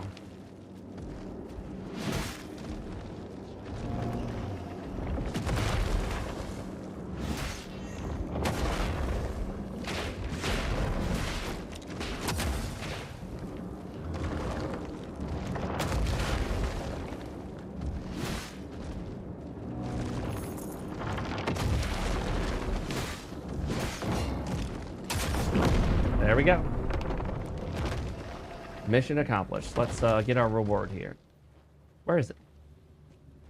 Where's our reward? I thought we picked it up here. Yeah, whatever. Maybe it gave it to us.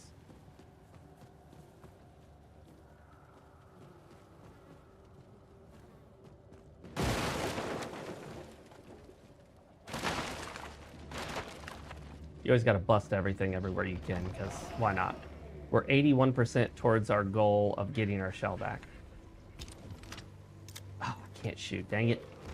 These guys can poison you, which makes it so much better to use your ranged attacks. Watch what happens. Watch what happens. Because he dies. Oh, there's the poison cloud. You don't want to be in that. And we're back in our shell. All right, anything in here? Nope. Oh, this guy just came out.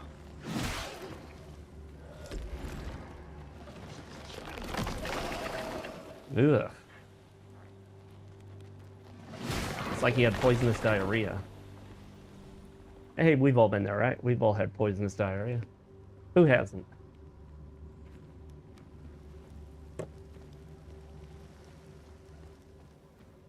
What did this open up to? Nothing. But it does introduce you to those enemies, so that's something. Is this not an item I'm supposed to pick up? Did it glitch out? Who knows? Up we go.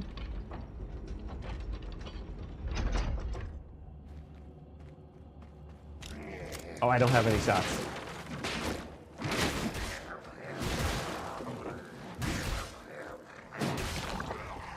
By the way, if you keep attacking with the heavy attack, he'll actually grab the blade of the sword and smack the enemy with the hilt. It's kind of cool. It's a cool animation. It's a nice little touch. Changes things up.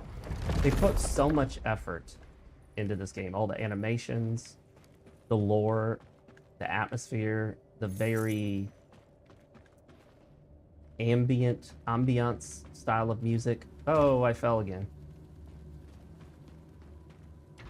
If you listen, you can hear the ambient music in the background, and it's just so understated, but it's there setting the mood, even if you don't consciously notice it. So that's cool. Ventrium for upgrading. And of course, like any Souls-like, it's always good to upgrade as soon as possible. Let's see, where should we go next?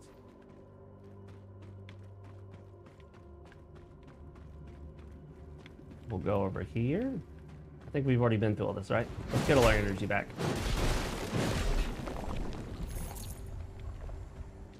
And I don't think that's the end of this area. Maybe it is. Maybe we've done everything in this zone. I remember the first time playing through this, I think I was confused. I was like, hey, is there supposed to be more stuff here?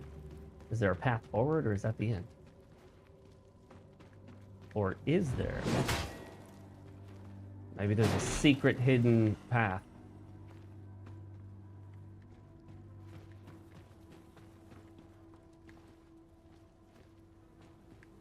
Actually, I took that elevator to go up. Is there an elevator up there that I missed?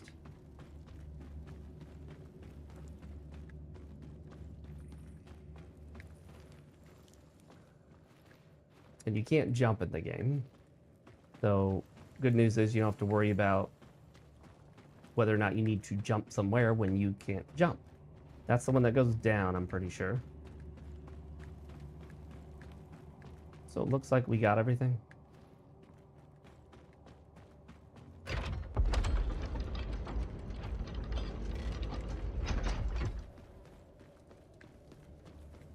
If there's anything else there, I don't think I found it my first playthrough either.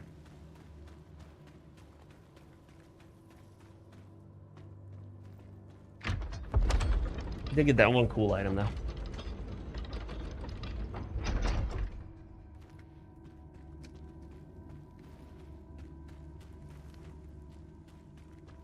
We'll phase out of this. So obviously you zone into that. So I think that is more of a loading zone type thing. It may just be that instead of keeping the entire world open, they wanted to give the feel that you're kind of transported somewhere else. Here's a jump point with a cool little animation. And you get a portion of the map unlocked. So you can unlock maps.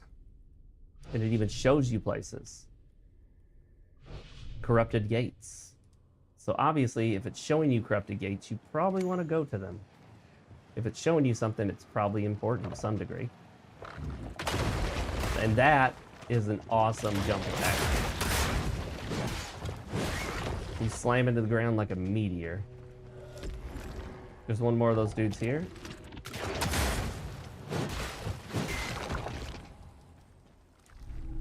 Ventrium for more upgrades. Always good to upgrade. Oh, I forgot to save my shots for this guy. Though watch this. When he makes a decision to walk towards you, he gets stuck in his own bear trap.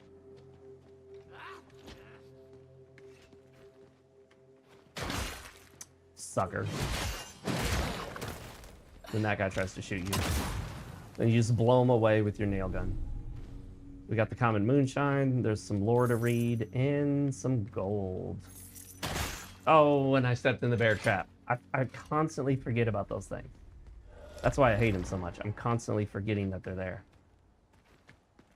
I'll play the game for 15 hours knowing it's there and still run into it. So then you can progress further through this gate. There's nothing in these. I just break them every time I go by just for the fun of it.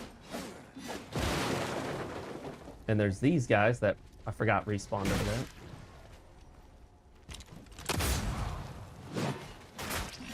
They can drain your health from full to 0 with one combo of 4 hits. Oh, yep, see, they already knocked me out of my shell. They're tougher than they look, trust me.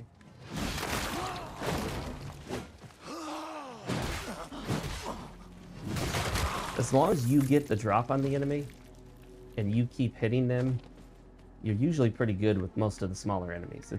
It's when they start bashing you, or if they surprise you from behind or something. A behind surprise.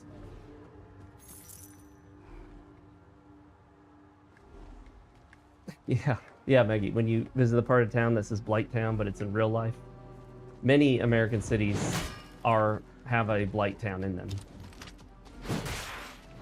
Urban decay. Oh, that attack almost always gets me because they move so quickly. The world's fastest old hags. And you can parry it, it's not an easy parry.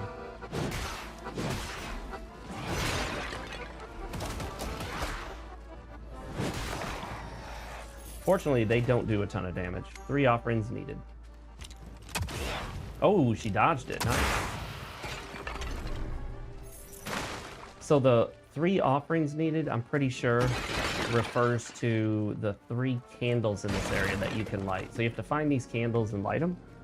At first, they appear to just be kind of like a background thing. You can light the candle or not light it. It doesn't really matter. It's irrelevant. You know, one of those interactable objects in the game that's just there for a background effect or to make the world feel more alive. However, that's not the case. If you find all 3 candles and light them all, you can then open the treasure chest. It's not the only one either. There's at least one more like that. I thought the first candle was somewhere close by. Yep, right there. That's the first one. That's 1. We need to get all 3.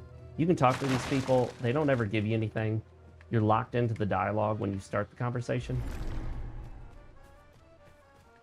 And I don't think there was one up there. You can see all the people that are hanging, really creating a gloomy environment for sure.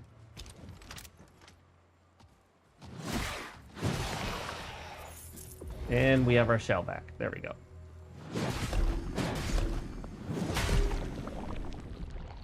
Go around here for a treasure. Laterite for upgrading weapons. Always useful. And then you see this path and think, should I take this? What does it lead to? Oh, nothing. Perfect place to put something, but they didn't. But they've got stuff in lots of other places, so we won't get too worked up over that one.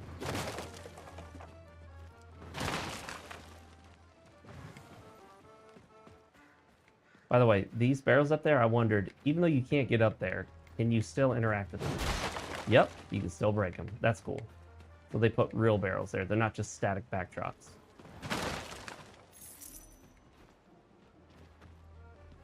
We're going to find all these candles if it kills us. A burnt effigy to increase our burn resistance, which will be very useful for the final boss of this area. I recommend just saving all those for the final boss encounter. All right, here's the second one. We need 1 more.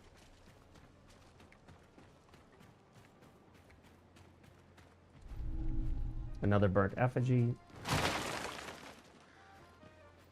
The camera can sometimes wig out a bit in the game. By the way, this is not a ladder you can interact with. And there's the third one, guys. Oh, I got drop kicked. I'm out of health. I'm about to die. And like this one, boom, that's all 3. Now, there's no indicator that that's what you do to unlock the chest. You don't get a sign, you don't get a sound effect, you don't get an on-screen message. In fact, it doesn't even move the treasure chest or open it for you. You just have to return to it and try again, and boom, So I actually unlocked this one the first time, not knowing how I did. I didn't know how I did it. So, and here you go. You ready for this? You can blast them with the loot.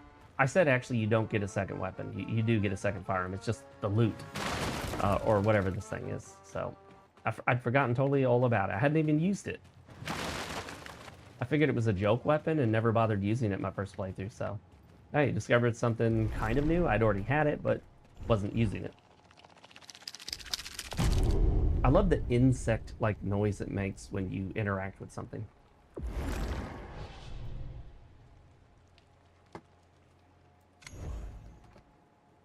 Let's level up here.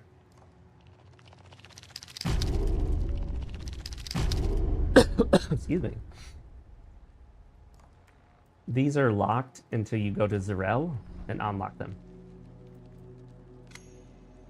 We'll go to the Marrow Keep and upgrade our weapon. We'll unlock some of the shell abilities at Zerel. And with that, we'll probably be done. Because we are almost at 2,000 hours. That's 8 o'clock to you civilians, you civvies out there. No unclaimed OVA to siphon. Well, that's a bummer. We'll give him his new little piece here, and I think this new piece we have will allow us to upgrade tar stone. Those are the extra little things you can equip to give you additional benefits. She'll make herself even more useful. Pure obsidianite. I wish you could skip the dialogue. You can't. So maybe in the final version they'll include that option. It'd be great, especially if it's dialogue you've already heard and you're playing through for like the second, third, fourth, fifth, seventh time.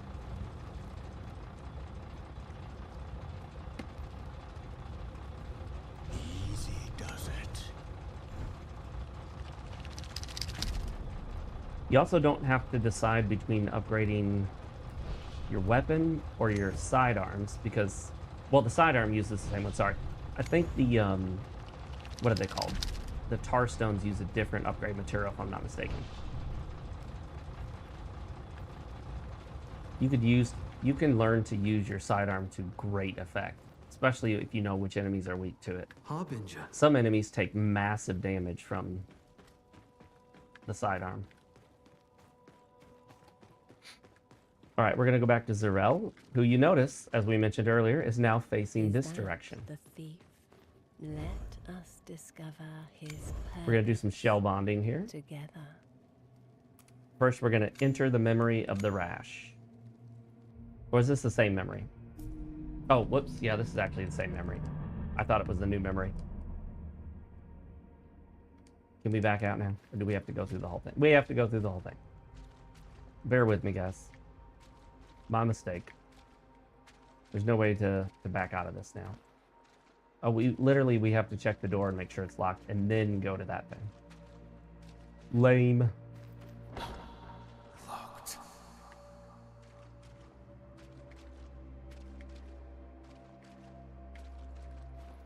Also, there's self-talk when you're using teal.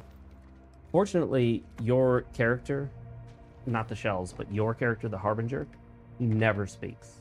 The biggest problem, not the biggest, but one of the biggest problems we have with a lot of modern games is protagonist self-talk. And I'm going to do a video on that eventually. The amount that protagonists talk to themselves as a method that the developer uses to talk to you. It's often brutally annoying how much protagonists talk to themselves while you're playing. I need more. I see. The rash has worsened. But I'm afraid more would be unwise. It's quite potent. We'll see about that. So we'll take a wild guess that Teal died because he had this nasty rash and he drank too much of this potion. We can assume that's how the death occurred.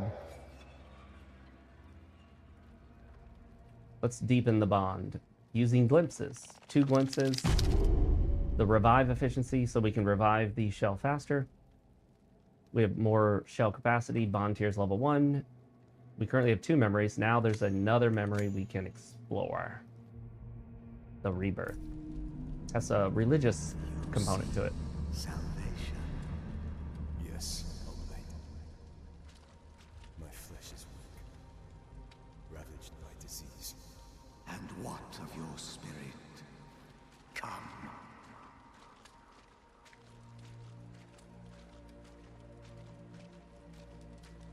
I have sinned greatly, OLED.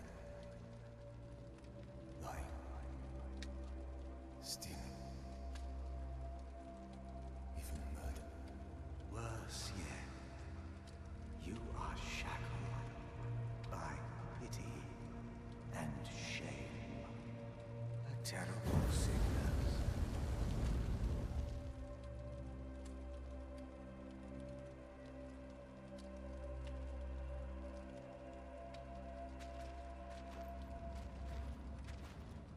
Receive salvation by pushing the A button. Push A to be saved. Press F to be saved. Let me see your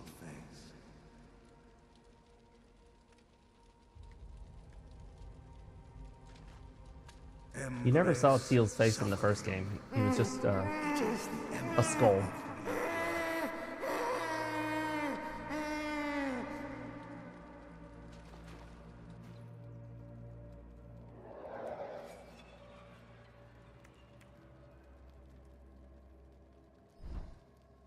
Alright, let's do some shell abilities here. We have 3 shell points. We can improve Shadow Strike. We can stay shadowed longer. We can gain poison immunity. The poison immunity is actually super useful because with enough of it... Okay, now we're immune to poison now. Poison can't hurt us at all. That's very useful. And if you put 3 more points into that, poison will actually restore some of your health. And if you change your mind, you can refund it back and switch to one of the other ones. But I'm going to get poison immunity because that's just really useful.